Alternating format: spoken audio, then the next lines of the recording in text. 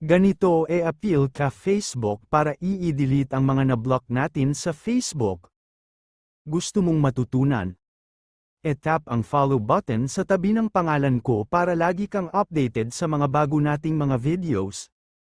Let's go! Open ang profile ng Facebook. Tap ang tatlong tuldok sa gilid. Hanapin sa ibaba ang copy link ng ating profile, puntahan ang settings. Hanapin ang blocking. Screenshot mo ng mga na-block. Puntahan ang help and support. Hanapin ang report a problem. Tap ang continue to report. Tap include. Hanapin ang profile o page at tap. Dito gagawa tayo ng appeal.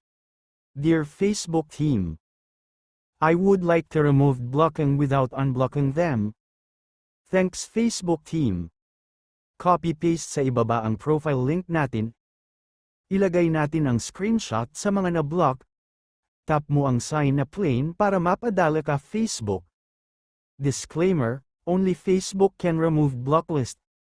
Mag-antay tayo for a weeks. E-share mo din ang video para makatulong. Ang kaalaman ay kayamanan. God bless sa lahat.